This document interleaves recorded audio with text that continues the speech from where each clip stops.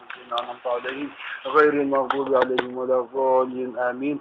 بسم الله الرحمن الرحيم. قل هو الله أحد الله الصمد لم يلد ولم يولد ولم يكن له كفوا أحد. بسم الله الرحمن الرحيم. قل هو الله أحد الله الصمد لم يلد ولم يولد ولم يكن له كفوا أحد. بسم الله الرحمن الرحيم. قل هو الله أحد الله الصمد لم يلد ولم يولد ولم يكن له كفوا أحد. اللهم صل على سيدنا مولانا محمد وعلى آل سيدنا مولانا محمد وبارك وسلم وصلي عليه وعلى آله اللهم العالمين إذا ختم شرس ورورح وبحضر إنسان السلام عليكم وعلى ناس المكتوب وزرقون وزرقون كل كل ورسي يفوزات بركات أدوار أسراء مبعجان تنسيب كيف ورشيدني الصديقة رضي الله تعالى عنها از مصطفى صلى الله عليه وسلم كسري باران امروزينات چبود وقت قصتي رسول حضرت جناب حبيب عليه السلام صلى الله عليه وآله وسلم ورق جنازه تکللی لاقات چرالی حضرت عائشہ رضی الله تعالی عنها د مبارک پر بدن باندې لاسونه کړول د دې لپاره چې د دې د فکرو چې دا باران خو ډیر اوریدل دي د مبارک خالي ولې نه جوړل د پښتنو نو کول تاسو چش په سره چولې هغه ورته ستا په ټوب پر ځای راچولې نو د مبارک ټول چې دا هغه د پټو واجب باندې تاسو نن د غیب او انوار د ښکارا سو دا نن شته انوار د ښکارا سو دا د پټو په برکت باندې تاسو هغه غیبی باران د ښکارا سو دا غیبی باران دی غیبی باران څخه ورسته مولانا سمبارک ویل چې دا باران چې دی لکه ظاهری باران چې کله ګټي کله تاواني دا غیبی بارانو کې هم دا شګټ او تاوان موجود دي کله د ګټې د پاري کله د تاوان د پاري کله بهاري باراني کله خزاني بهاري نو اوس وایي حضرت صدیقه رضی الله تعالی عنها عائشہ صدیقه رضی الله تعالی پښتنه وکړل نو نبی علی السلام برک صلی الله علیه وسلم ته سری باران امروزینه چې وو چې نن ورځ چې دغه باران اورې دي دغه غیبی انواع باران چې اورې دي د دې اسرار چې شو د دې حکمت چې شو څه د پاره اورېدي پس سوال اشکر صدیقاز صدق با خشوع با ادب از جوش عشق پس سوال اشکر سوال اشتر نبی اسلام بارک صلی الله علیه و آله و سلم بارک تکرمت صدیقه حضرت صدیقه رضی الله تعالی عنها از صدق څخه د زړه د اخلاص با خشوع په ډیر عاجزی سره بعد په ادب سره از جوش عشق جوشیدو څه د عشق چې د دې هغه عشق جوش وکي یعنی هغه عشق چې د الله سره درلودي او د اسرار او د معرفت سره کوم عشق او محبت درلودي دا هغه د جوش په وجه باندې دا پښتنه وکړل کی خلاصه هست یو زبده وجود حکمت باران امروزی چی بود کی خلاصه هستی چې ای هغه خلاصه د هستی د ټول دنیا خلاصه اے نبی علیہ السلام بارک صلی الله علیه وسلم چې خلاصه د ټول هستی یعنی د ټول دنیا مغز یې خلاصه یې مطلب او مقصد د ټول هستی اما تاسو شعر ویلی دي چې دا شاعر څنګه شدا خبره سره خلاصه کړی مغز خوته عالم د پوستی محب دی هر یو د الله دوستی چې ستاله حب یې سینه خالي وي ایمان یې نسته عمل یې وروستی نو مغز ته عالم د پوستی ټول عالم پوستکی دی د ټول عالم د فاره مغز ته نو کی خلاصه هستی ای خلاصه او مغز د ټول دنیا و زبده وجود او ای هغه مختار د ټول وجود د ټول نړۍ هغه زبده او حاصل و خلاصه و مختار ته نو حکمت باران امروزی حکمت د نن ورځې د باران چې بوت شي نن چې د غیبی باران اوریدي د غیبی باران د څه د پاره اوریدي او څه حکمت پکې شو این باران های رحمت این باران های رحمت بود یا بحر تهدید است و عدل کبریا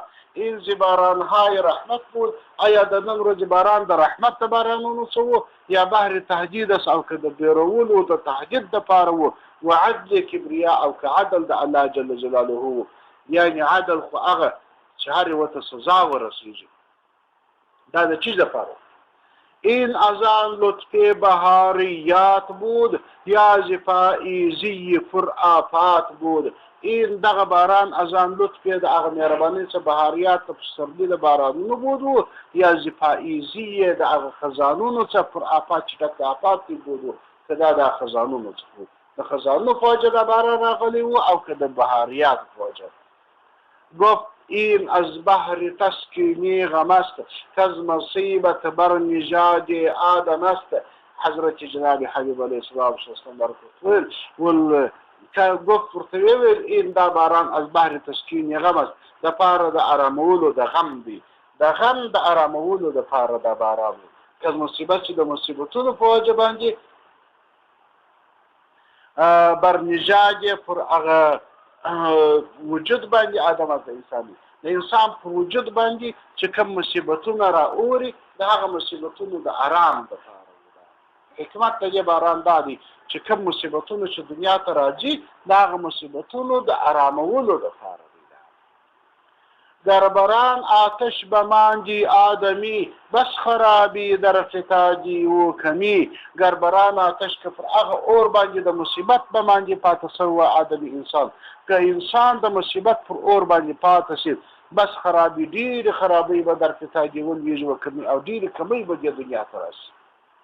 انسان که ګرد عمر په مصیبت کې راشي نو داسې خرابۍ به دې عالم ته راشي، دونه فتنې او فسادونه به راشي چې بیا به د عالم ټول د مابین سره ځای شي. ولې انسان چې په مصیبت اخته وي په غم اخته وي هغه د دنیا کار کولی شي، هغه تعمیر جوړولی شي، هغه ماښام ته ورځ غوښ پخولی شي، هغه سبقان ویلی شي، هېڅ کار هغه نشي کولی چې انسان په ماتم زده وي. انسان چې زړه د غمه ډک انسان ته جنازه پرته وي مثلا نو انسان بیا څه کولی شي، کومه خوا کولی شي؟ یو خوا هم نه کېږي.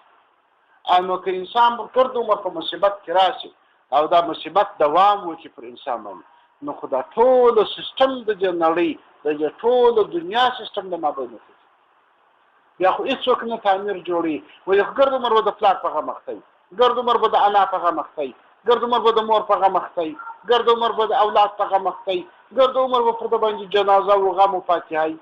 بیا خو یو خوا نشي کولی. این جهان ویران شدی اندر زمان حرصها بیرون شدی از مردمان. این جهان دا جهان به ټول ویران شدی خراب شوی اندر زمان صفه په صفه دا جهان ټول خراب شوی. حرصها حرصونه و بیرون شدی وتلی وی از مردمان د خلکو څخه هیڅ چا به بیا د دنیا حرص نه کولی.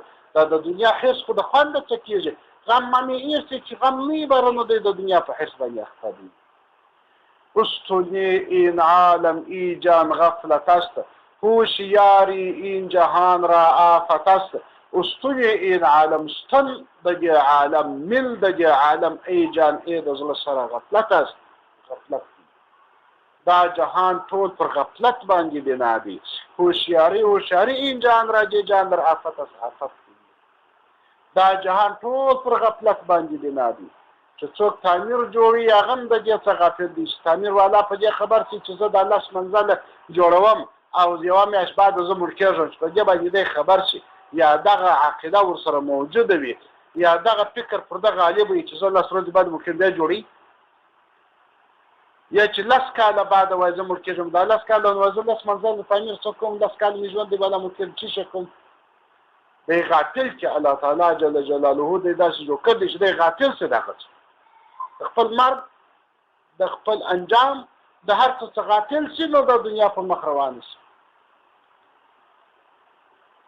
رحمان بابا نه وایي دا دنیا په احمقانو د ودانه دانا نکه په دنیا باندې غراز. خو شخص په دنیا کار نه ده. دنیا خو چې جوړېږي په احمقانو جوړېږي. دنیا په طالبانو جوړېږي که په انجنیرانو که په مکتبیانو په دغه تجارانو په دنیادارانو په چا جوړېږي؟ طالب دنیا جوړولی شي؟ د طالب څه شي زده کړي؟ مدرسه جوړوي.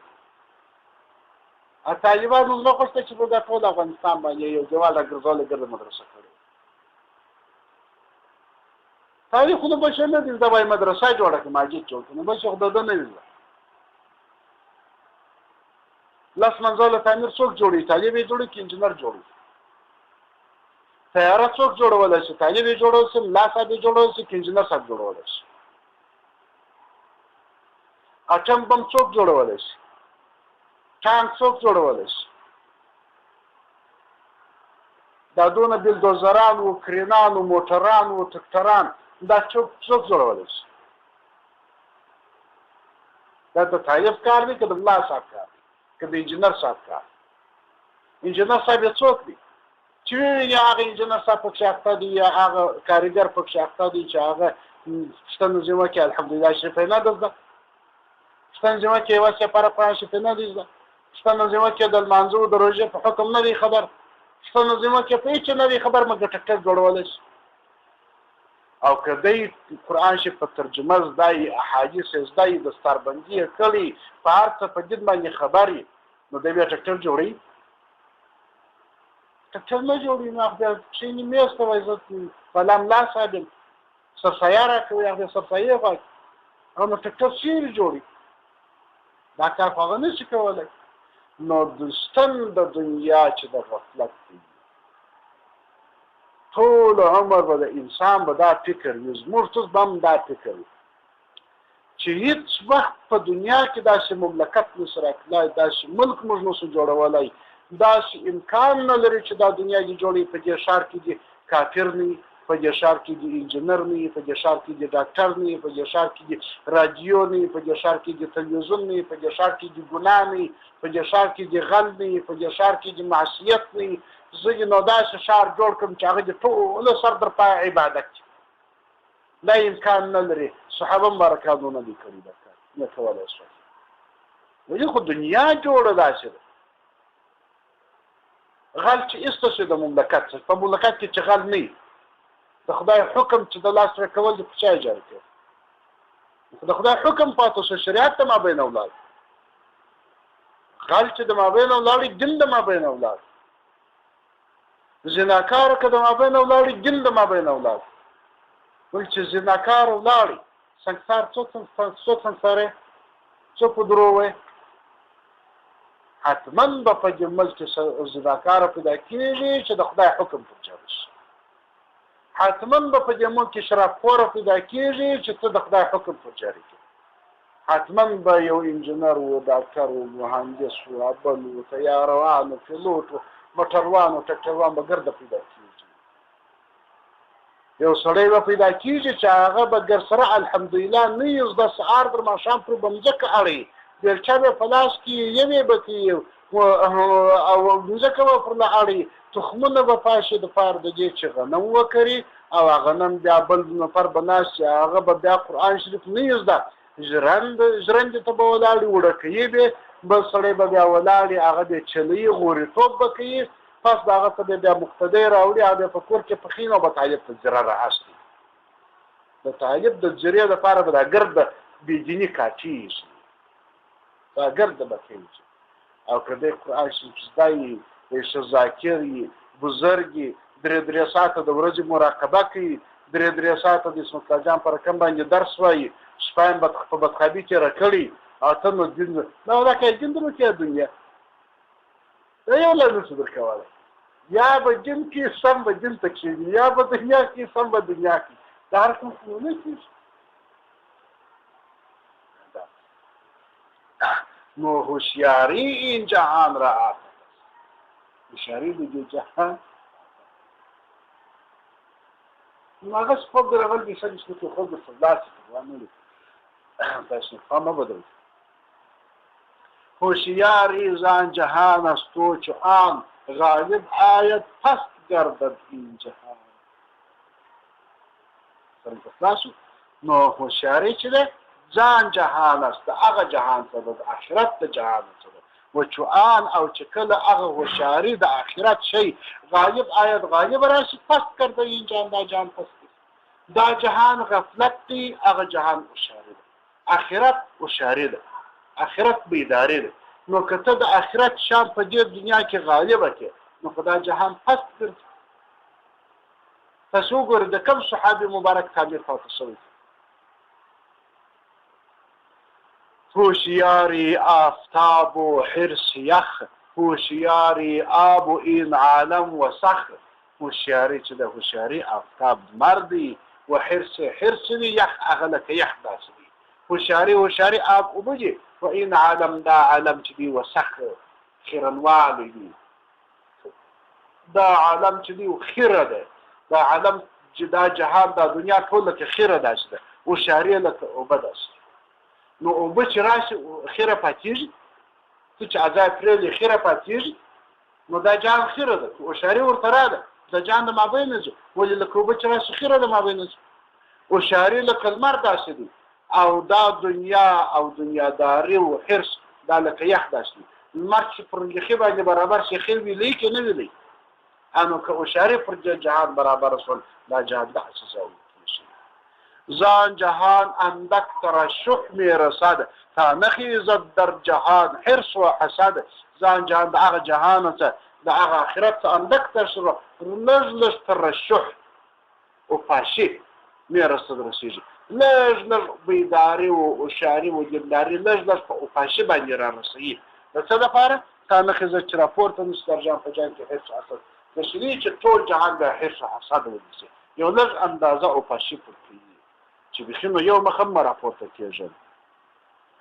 گر ترشح بیشتر گردد ز غیب، نی هنر ماند در این عالم نعیب. گر ترشح که اغا اوفاشی بیشتر ډیره گردد وګرځي ز غیب، د غیب څخه که د غیب څخه ډیره اوفاشي راورسېږي، نی هنر ماند نه هنر پاتې کېږي در عالم، په دې عالم کې نعیب د دې عالم ټول عیبونه او هنرونه به ټول مابین ولاړ شي. ولې خو ټول انسانان به بیداره شي، ټول به اولیا شي، ټول به مراقبه شي، ټول به الله ذاکرین شي. ذاکر شي مراقبه کوي بل کار نشي درکولی. این ندارد حد سوی آغاز رو، سوی قصه مرد مطرب باز رو. این ندارد حدان و پای نلري دا خبرې، سوی آغاز درته و شروع ته راولاړ شه، سوی قصه نو طرف ته د قصه مرد مطرب د هغه سړی مطرب چې اغزلچي و بعض را بیرته دغه وقصې ته ولاړ. نو مولانا سمرس په پاکستان شروع کړی و چې داسې د حضرت عمر رضی الله تعالی عنه په زمانه کې یو سړی و ربابي و، رباب یې واهه عبارانه بیا سپین ږیری سو زوړ شو، دا رباب په وسه نه وپره چا نه غوښتي مجلس ته. بقیه قصه مرد چنگی و بیان مخلص آن، هغه پاته قصه د مرد چنگی د هغه سړي چې چنګ و رباب یې و بیان مخلص آن بیان د خلاصې د هغه. مطربی کزوی جهان بود پر طرب، رست زاوازش خیالات عجب. مطربی هغه مطرب هغه غزلچی کزوی چې دغه جهان بود ټول جهان و پر طرب دک د خوشحالي، چې ټول جهان د خوشاله کاوه، ټول جهان د نازاوه. رسته خلاصي وځي اوازش، راپورته سی وځي اوازش، د اواز ته د خیالات عجب عجب عجب خیالات. چې کله به چا د رباب ته غوږ نیولی و نو قسم قسم ښه خیالات ورته راپورته کېدل. از نوایش مرغ دل پران شدی و صدایش هوش جان حیران شدی. از نوایش د هغه نوا ته ده، د اواز ته ده. مرغ دل مرغه د زړه به پران الوتونکی کېدی، یعنې زړه به په فرش باندې رالي، زړه به لکه مرغه الوتی. و صدایش د اواز څخه د هوش جان هغه فکر د باطن حیران شدی، حیران کېدی. چون بر آمد روزگار و پیر شد، بازی جانش از عجز پشگیر شد. چون بر آمد چې کله راغی روزگار زمانه، یعنی چې زمانه تیر شول و پیر شد از پژری شد، بازی جانش هغه باز د روح ده از عجز د عاجزی ته پشگیر شد، هغه پشگیر شو یعنی غماشه نیونکی شو. ده هغه باطن ده هغه د روح باز، هغه نور د مرغانو د چوکو د کوترو ښکار نشوی کولی، چې روا بلوتي غماشې نیولې نور کار یې نشوی کولی. یعنې دا معنا چې دی سپین ږیری سو، عربا چې بیا غږوي نور نو خلک پر شوق نشوی راوستلی. یو بیخي چې به د عمرو د ساز تږی و هلته به یې څه خوند پر واخیستي، مګر د عام خلک یې نشوی پر خوند راوستلی. باز چاگر پیل باشد بیگمان، فشعش سازد ضعیف و ناتوان.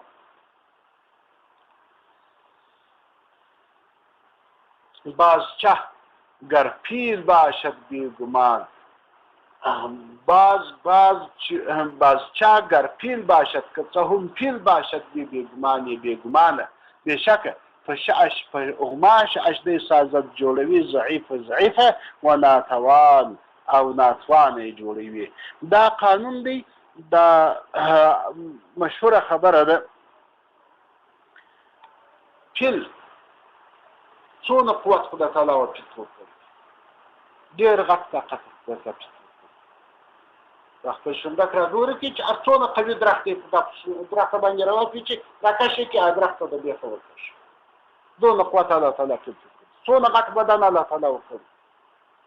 مګر د پیل همیشه د غوماشي تذکروي، د غوماشي څه دی فازار. د پیل د غوماشي څه ډېر بد هیڅ شی پر د بد نه لګېږي، بس د غوماشي ده.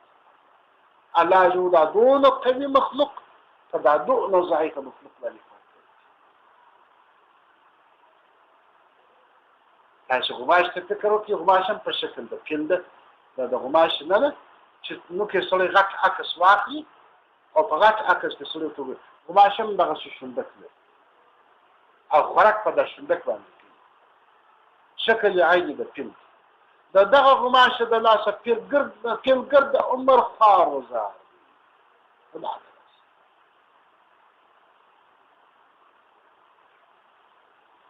دا د الله تعالی قدرت سبحان الله. نه پشت او خم گشت همچون پشت خم، ابروان بر چشم همچون آردم. اللهم صل علی سیدنا